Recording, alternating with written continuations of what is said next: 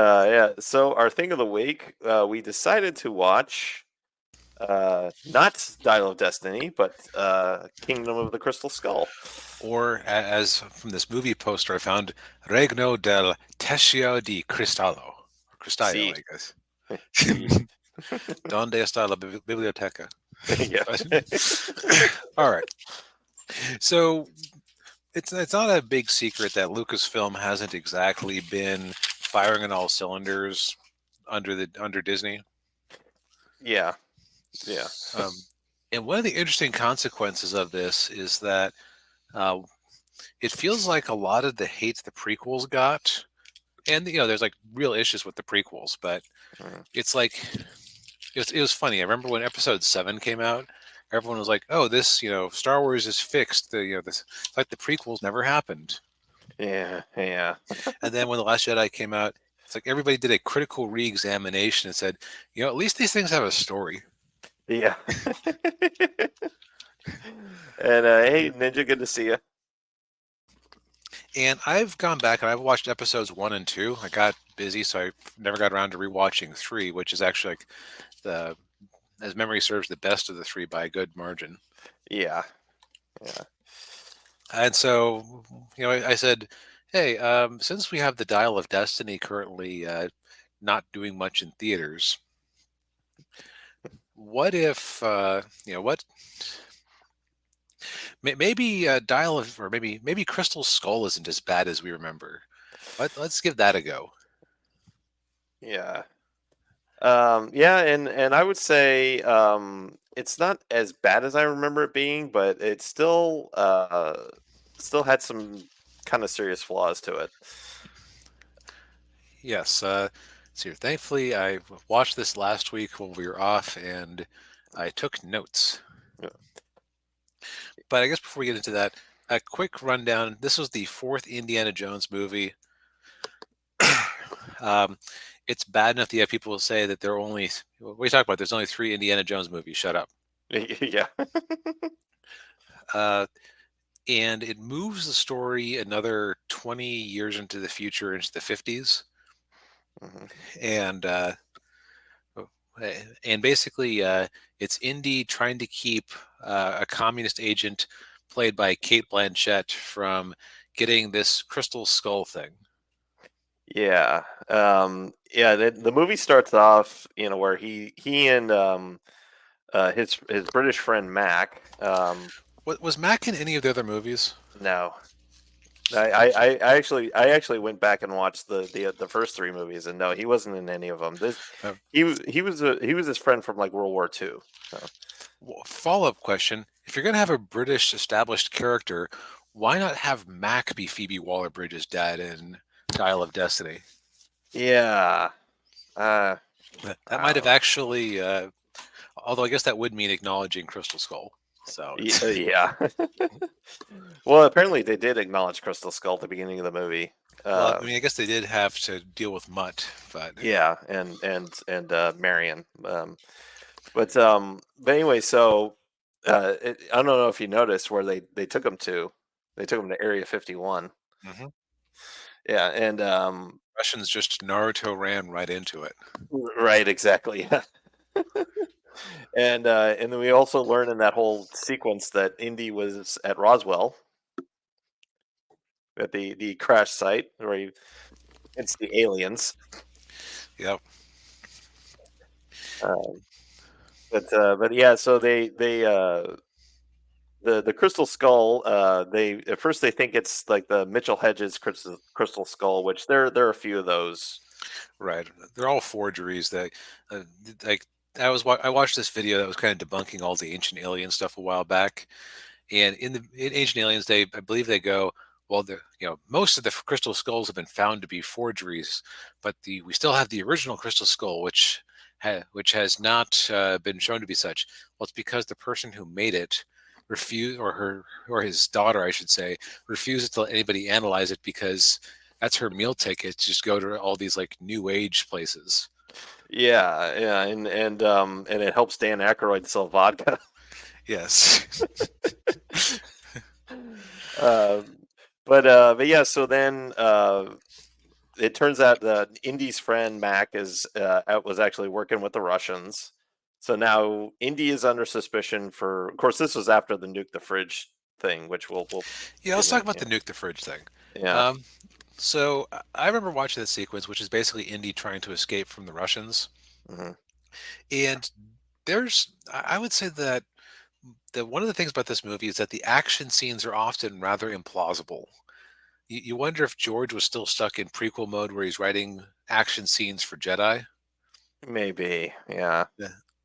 um, but the crystal, I mean, the whole nuking the fridge thing, where Indy ends up at a nuclear test site that happens to be very close to Area 51.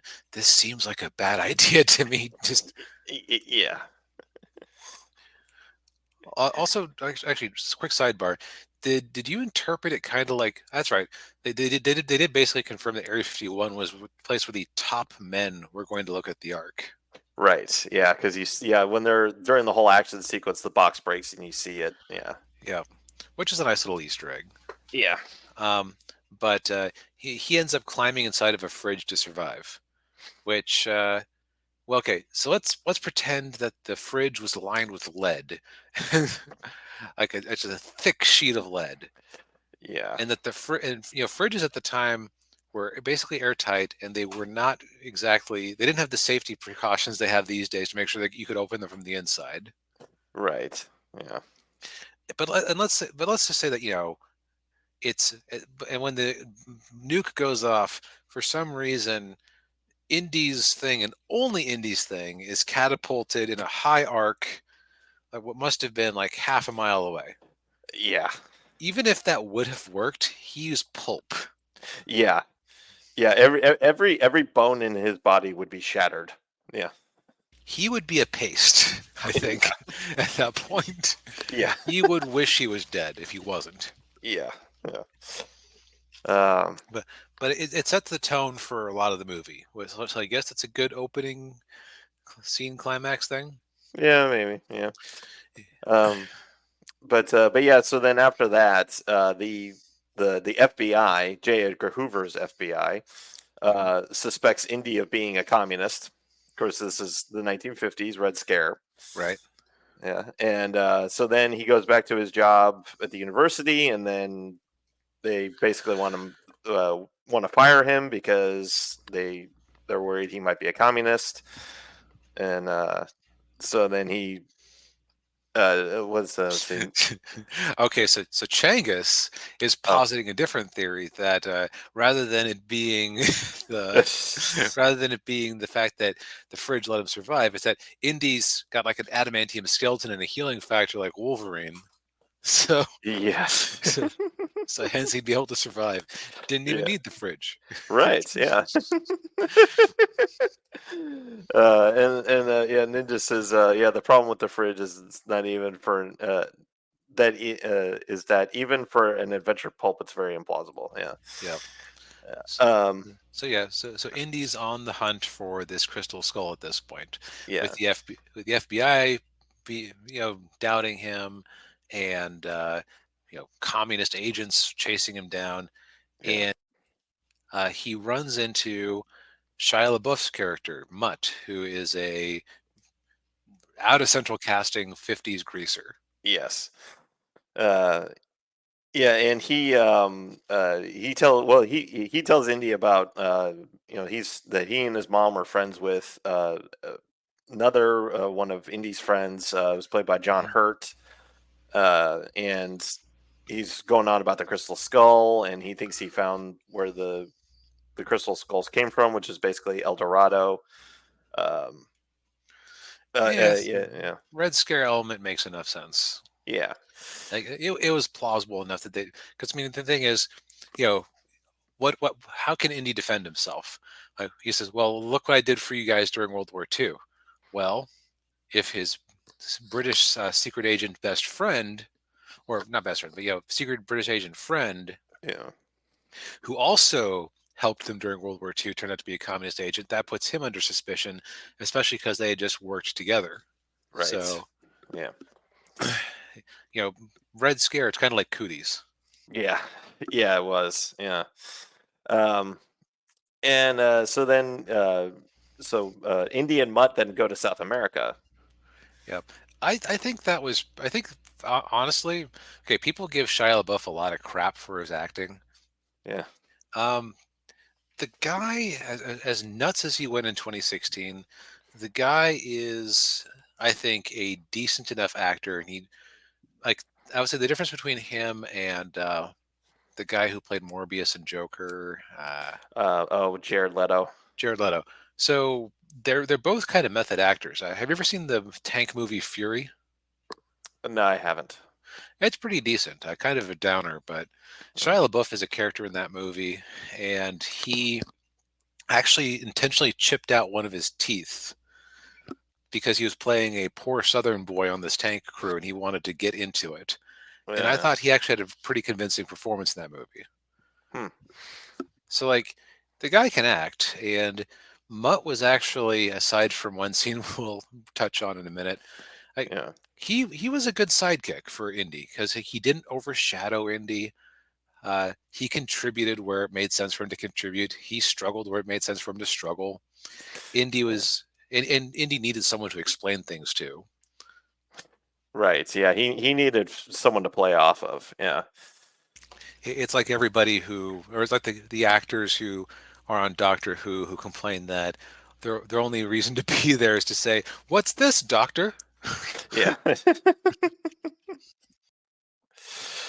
Yeah, yeah. So then, and yeah, and then I would agree with that. Yeah, I mean, I didn't hate Shia LaBeouf in this movie. I will say, like, I think what kind of soured me was like in the not the first Transformers movie, but the other two movies he was in. He started getting like really annoying in those movies, especially the third one. Um, See, see, that's the that maybe that's my secret. Is I've only ever seen the first Transformers movie, yeah, so I knew him as the I knew him as the tolerable lead in a pretty decent movie.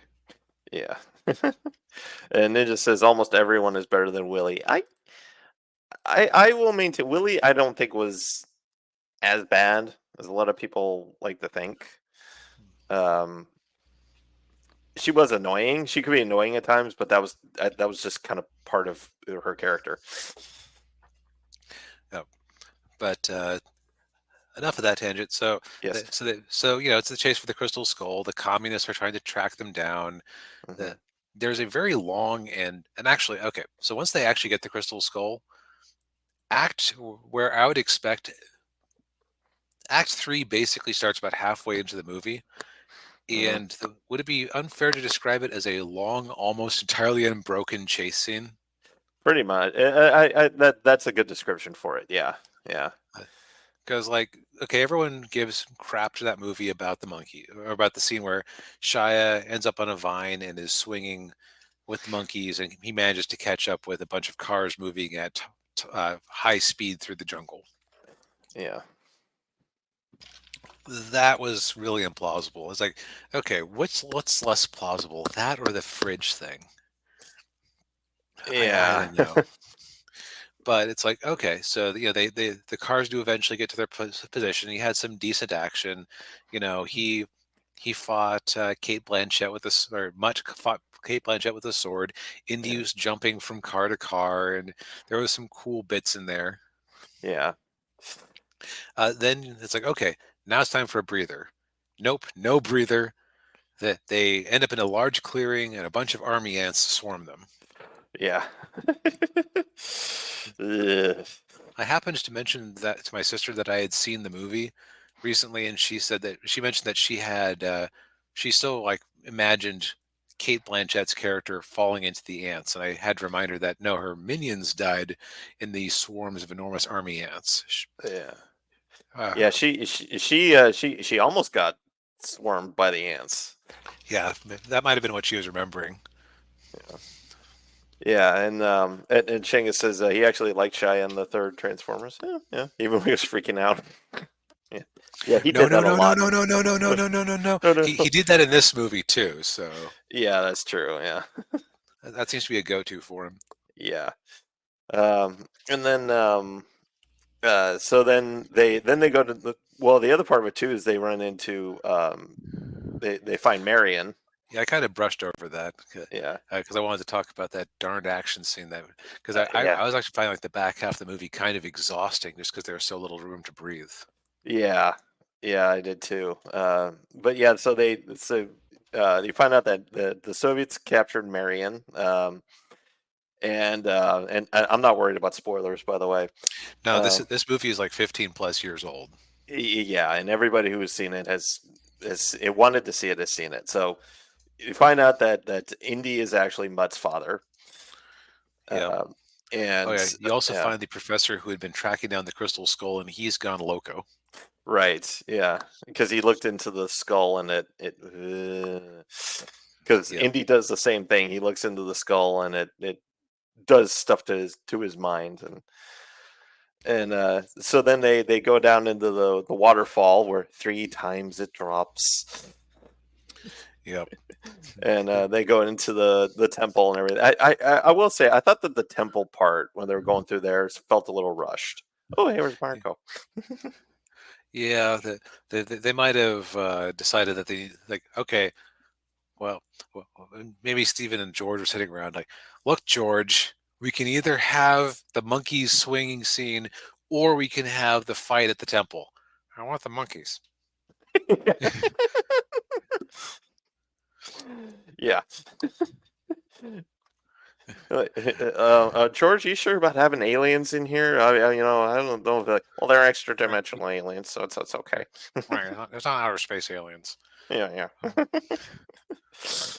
Uh, yeah. But yeah, so uh, they get to this temple. They put the crystal skull back on the crystal body, and there were a bunch of crystal skulls and a bunch of crystal bodies, and they all merge into one alien who proceeds to fry Kate Blanchett's mind yeah, because the whole thing with this is like it's crystal skull. It has psychic powers. It does weird things like draw non-magnetic metals towards it.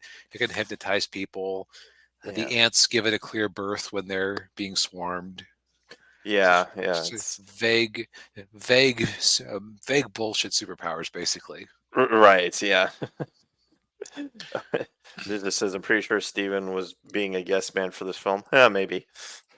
Yeah. Yeah. But in the end, Indy and Marion get back together, and they did something that I thought was really neat at the end, where so they're getting married. Indy's hat gets blown off of the hat rack and lands at Mutt's feet.